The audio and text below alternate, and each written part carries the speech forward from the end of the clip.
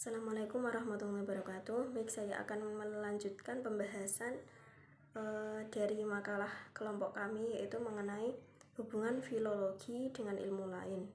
Yang pertama, hubungan filologi dengan ilmu budaya.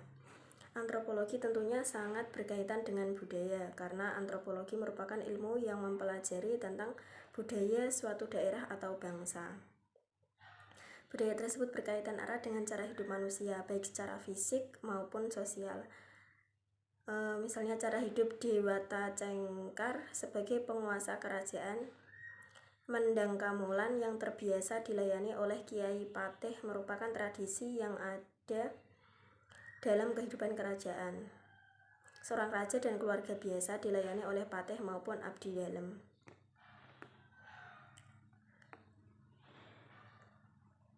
Tradisi merawat naskah sering dijumpai di museum maupun di perpustakaan.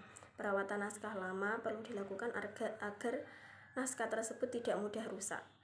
Salah satu cara perawatan naskah lama dapat dilakukan dengan cara mengangin-anginkan atau nyirami. Yang kedua, hubungan filologi dengan ilmu bahasa. Bahasa merupakan saran untuk mengungkapkan ide maupun gagasan secara tertulis maupun lisan. Cerita-cerita yang ada dalam naskah lama merupakan wujud dari ide penulisnya. Ide tersebut dituangkan dalam bahasa tulisan. Bahasa yang digunakan dalam naskah lama adalah bahasa daerah. Bahasa daerah tersebut dapat dipahami dengan bantuan ilmu bahasa, baik etimologi, fenologi, morfologi, sosiolinguistik, maupun statistika. Proses transkripsi dan transliterasi naskah dapat dilakukan jika memahami adanya bahasa. Untuk mengetahui asal-usul kata dalam memaknainya, kata lati merupakan penggalan dari ti. Pada kata melati yang mempunyai arti ucapan-ucapan yang terlontar dari bibir agar selamat. Gaya bahasa juga menandai pada naskah Melayu maupun naskah bertuliskan Jawa. Yang ketiga, hubungan filologi dengan ilmu sastra.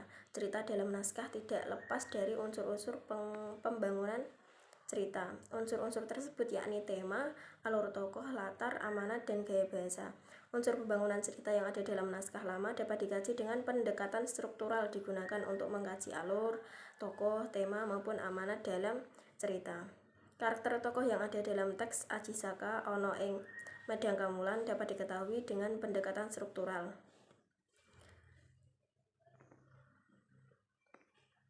4. Hubungan filologi dengan folklore. Filologi mempunyai hubungan yang sangat erat dengan folklore. Cerita yang ada dalam naskah banyak berasal dari cerita lisan kemudian ditulis. Folklore dikenal dengan adanya tradisi lisan. Tradisi lisan tersebut dapat berupa legenda, dongeng, mitos, sage, mantra yang sering dibaca saat upacara rakyat. Cerita legenda Tengger dalam serat Bebat Tengger yang ditulis untuk tembang Macapat maupun bentuk prosa dengan tulisan Arab terbalik menceritakan tentang kondisi wilayah Tengger dan kehidupan masyarakat Tengger sebelum dihuni oleh manusia sampai dengan ada penghuninya. Legenda sebagai folklore lisan tersebut juga menjadi sumber untuk penulisan naskah lama. Selain itu, mantra yang digunakan dalam ritual atau upacara rakyat juga ditulis dalam teks. Yang ketiga, penjelasan mengenai peran filologi bagi ilmu lain. Yang pertama, filologi sebagai ilmu bantu ilmu sastra. Di atas tadi telah dijelaskan bahwa karya Nusantara sangatlah banyak dan sebagian besar dari karya yang lahir merupakan karya sastra kuno atau tradisional. Dari karya yang ada, filologi berperan untuk menelaah lebih dalam tentang kandungan karya tersebut dan mengelompokkannya dalam subbagian yang mempermudah khalayak untuk membacanya.